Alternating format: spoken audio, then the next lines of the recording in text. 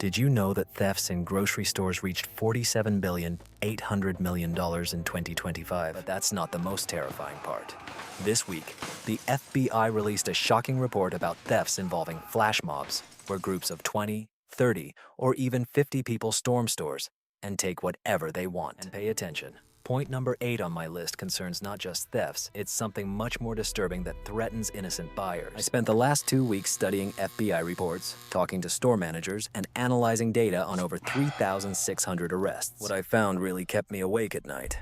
This isn't a typical theft problem. It speaks of organized groups that plan their attacks on social media, blinding the guards in less than 90 seconds and disappearing before the police can arrive. But what no one discusses is that this happens not only in big cities. And the items they are targeting, believe me, item number 5 will surprise you, because it is probably lying in your pantry right now. Before delving into details, I want to clarify one thing. I am not here to sow fear. I am here with facts, data, and insider information that will help you understand what is really happening in your local stores. If this video is useful to you, click the subscribe button, because I share what mainstream media won't tell you. Now let's figure out what exactly is happening, which stores are suffering the most, and most importantly, how this affects your weekly shopping. Stay with us until the end, because I have amazing statistics about employee safety that will make you think next time you go shopping.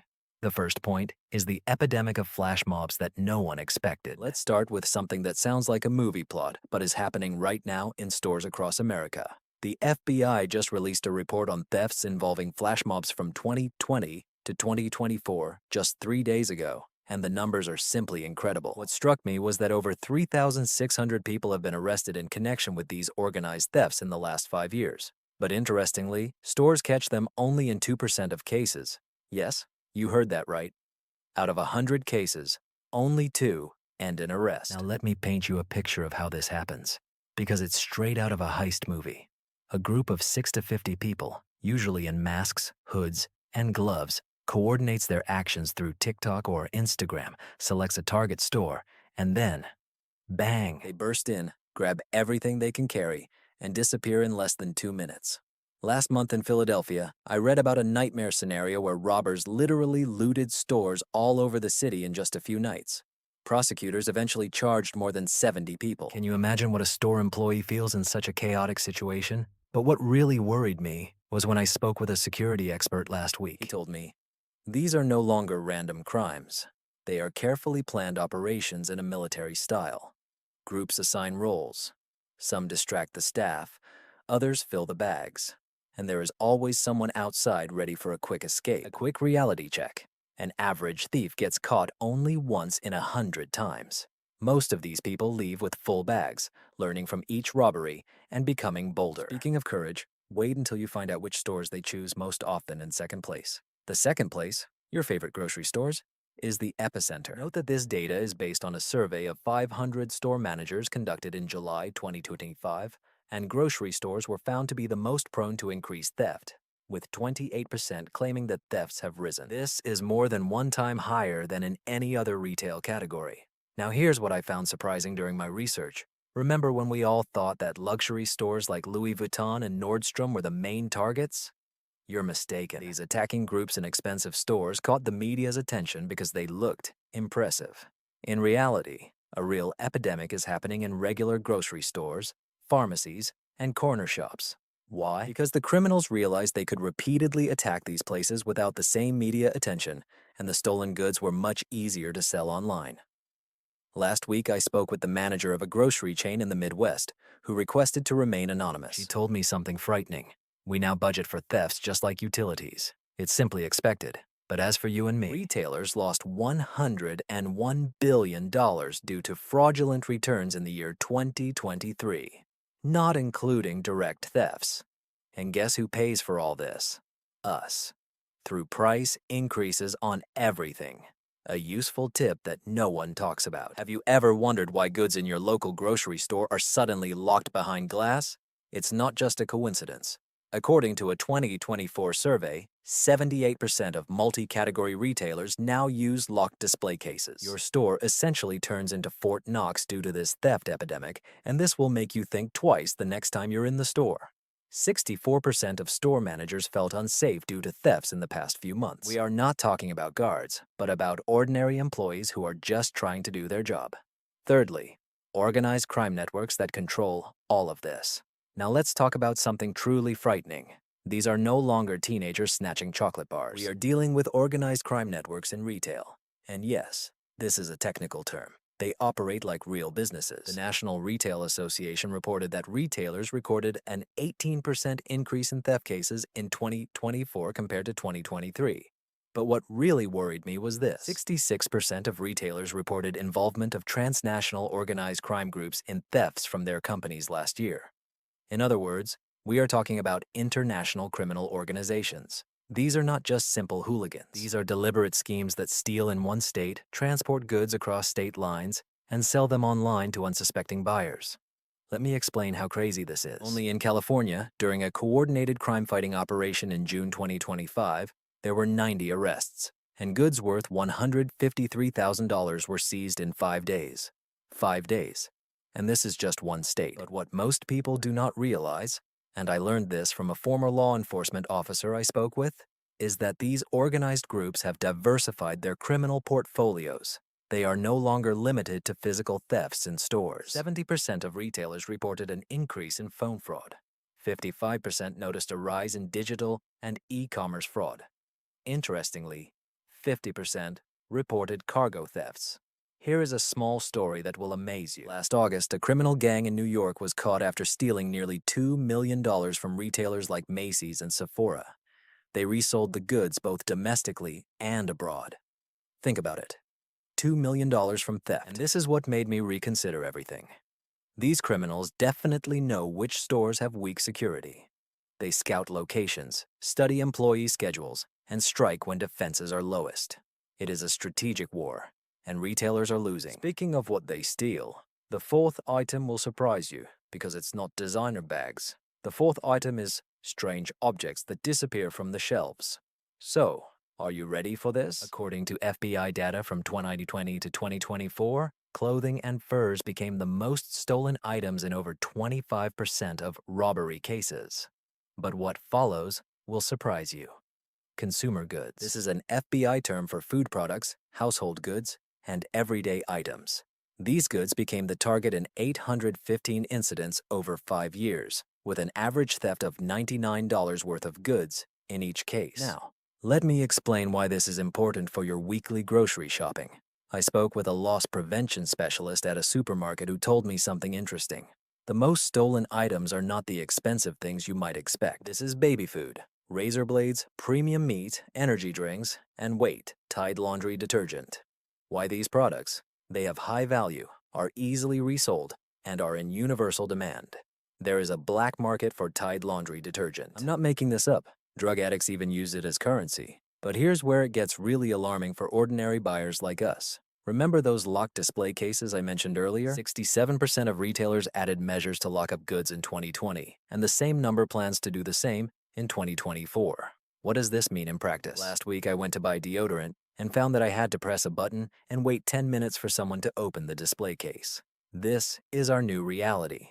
Here's a little insight. Retailers are now tracking what is called shrink, a professional term for losses in inventory. Interestingly, the average cost of a theft incident in stores is $461.86. Multiply this by 1,115,000 cases recorded in 2020, and you will understand why prices continue to rise.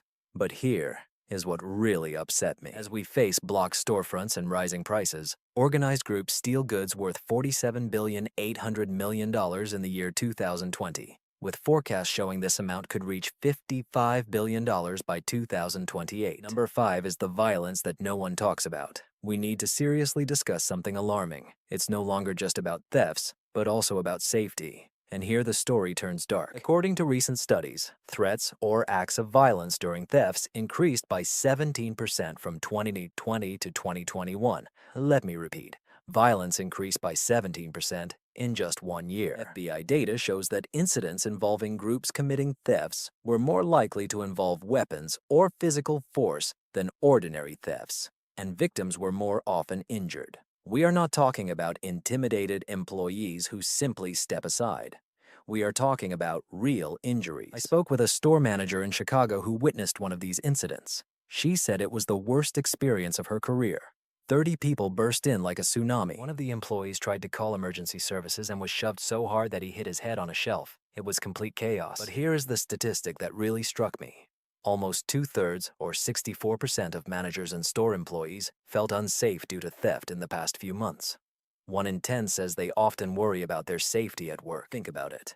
These are people earning almost minimum wage who now have to worry about intruders invading their workplace. In health and beauty stores, 77% of employees report feeling unsafe due to theft incidents. Even more concerning, only 4% of retailers allow non-management staff to detain shoplifters. Why? Because it is too dangerous. Companies prefer to lose goods rather than put employees at risk. One loss prevention expert I spoke with stated plainly, "We train employees to observe and report, never to engage." These groups are becoming increasingly aggressive, more coordinated, and more violent. It's not worth risking someone's life for stolen goods. Now, this problem of violence is directly related to our next topic about why law enforcement cannot cope with this wave of crime. Number 6. Why the police cannot stop this wave of crimes. This is what will astonish you. 64% of retailers reported that less than half of theft incidents were reported to law enforcement. Why? The main reason they cited was the lack of response from law enforcement. Let me explain what is happening here, because it is a vicious circle. Police departments are understaffed. Prosecutors do not show due diligence in criminal cases, and criminals know this. Therefore, they continue to rob the same stores over and over. I was talking to a detective from a large metropolis who investigates organized retail crime. He told me something that really made me angry. We detained the criminal, hand over the video recording from the surveillance cameras, but the prosecutor refuses to pursue criminal charges because the value of the stolen goods does not reach the established threshold. These criminals know they can steal goods worth $800 and leave with just a simple notification. But here's the thing. Different states have different thresholds for charging serious robbery. In some states, you need to steal goods worth $1,000 for it to be considered a serious crime. Criminals are well aware of such limits and steal amounts just below this threshold. California tried to address this issue with a large-scale crime suppression effort. From May 26th to 30th, 2025, they conducted coordinated operations to ensure law and order across the state, resulting in 90 arrests and the seizure of nearly $153,000 in goods.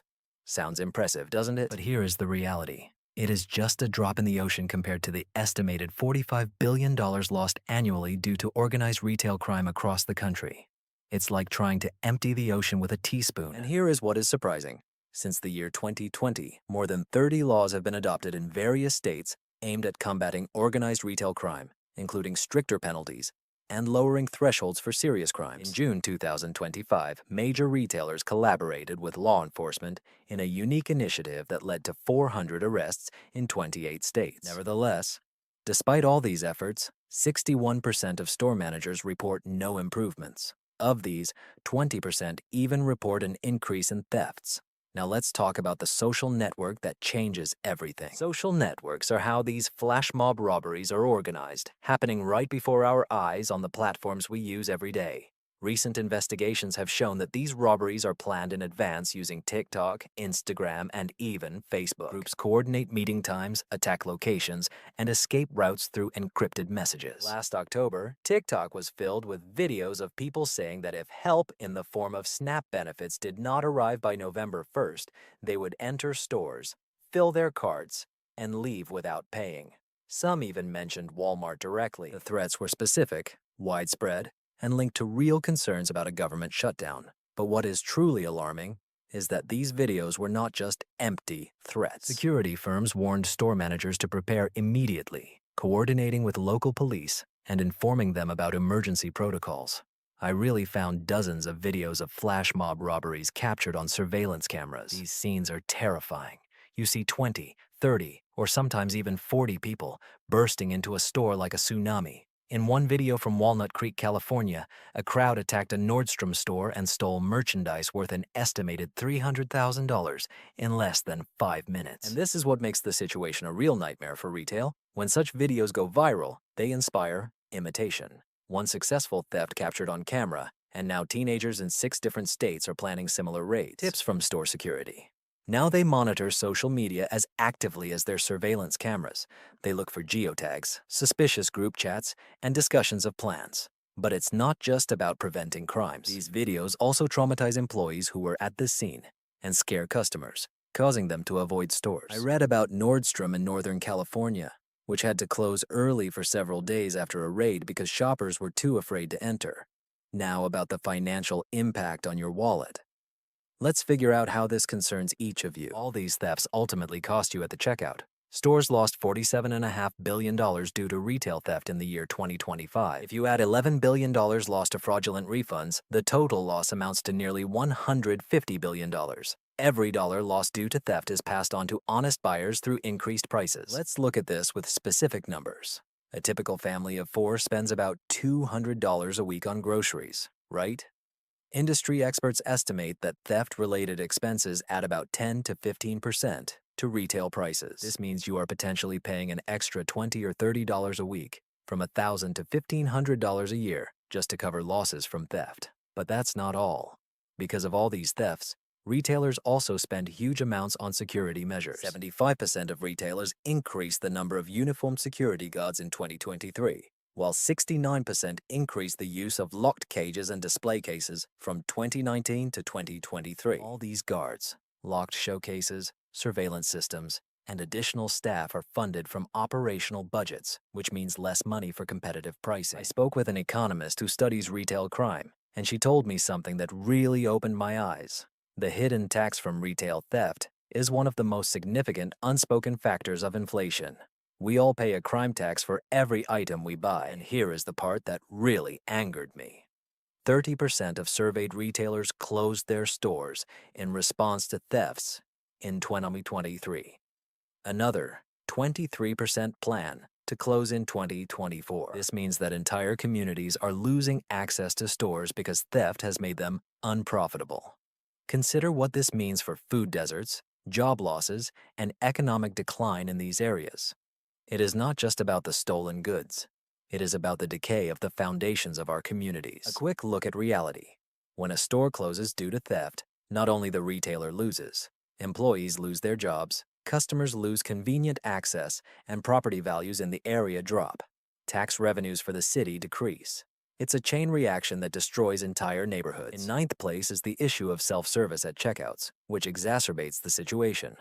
Let's talk about something controversial. Self-service at checkouts. Research from the University of Leicester showed that in the United States, self-checkout accounts for 1/5 to nearly 1/4 of all unknown losses in stores. What is happening? Retailers are implementing self-checkout thinking it will save on wages, and it worked. But what else did it give? It increased theft to unacceptable levels. There is even a phenomenon called the banana trick, where customers scan expensive items as cheaper vegetables. For example, a $40 steak is scanned as bananas for $4. Shoplifting at self-service has become so widespread that it has its own name. Interestingly, some retailers are now changing their strategy. The Dollar General chain removed self-service from most stores and noted a significant reduction in losses. They expect that the reduction of losses will continue into 2025. Target began to limit self-service to only small basket purchases. Why? Because the data showed that larger purchases have higher theft rates. I spoke with a retail consultant who specializes in loss prevention, and she told me something astonishing. The industry realized it saved $3 on wages, but lost $10 due to theft. It was a huge miscalculation. In some stores, shoplifting through self-service exceeds the level of organized crime in retail. Think about it. Technology meant to simplify shopping has become the largest vector for theft. And here is a funny, but not very funny story that I heard. A store manager recounted witnessing on surveillance how someone scanned one item but put 20 into their bag. When asked, he replied, "Oh, I thought you only needed to scan one item per bag." The audacity is simply astounding. Advice for the future. If you're curious why there are suddenly many employees near the self-checkout registers in your favorite store, this is the reason. They are trying to balance convenience with theft prevention. Now let's talk about what this means for your safety as a buyer. When you are just trying to buy products, this is something many do not think about. When mass thefts occur, innocent buyers get caught up in the chaos. There were cases where shoppers were knocked down, Children got lost in panic, and elderly customers were injured trying to take cover. FBI data shows that victims, including customers who happen to be in the store, are more often injured during mass thefts than in regular thefts. I spoke with a woman in Philadelphia who was shopping with two small children when a crowd burst into the store. She described it as the most terrifying moment of her life. I just grabbed my kids and ran to the back of the store. I didn't know if they had weapons, whether there would be shooting or something else. We hid in the storage room until the police arrived. This is what security experts tell me. If you ever find yourself in a store during such incidents, your main task is to get out safely. Do not try to film it on your phone. Do not engage in conflict. Leave immediately or find a safe place away from the chaos. But besides the immediate danger, there is also the stress and anxiety of shopping in conditions where you have to wait for employees to unlock showcases, where security watches your every move, and where prices keep rising due to rampant theft. A survey conducted in 2024 showed that shoppers encounter blocked products in most stores they visit. This is not just inconvenient, it changes the entire shopping process. What used to take 20 minutes now takes 45 because you have to wait for help repeatedly. As for the psychological aspect, 23% of store managers describe theft cases as becoming more aggressive. This fear and tension permeate the atmosphere in the store. The employees are on edge. The security is showing heightened vigilance. The customers feel this tension. Now I am really worried about what comes next. In the future, as these organized groups become bolder and more coordinated, experts predict that in 2025, we will see even more aggressive tactics. The transition from petty shoplifting to mass robberies and violent assaults is accelerating.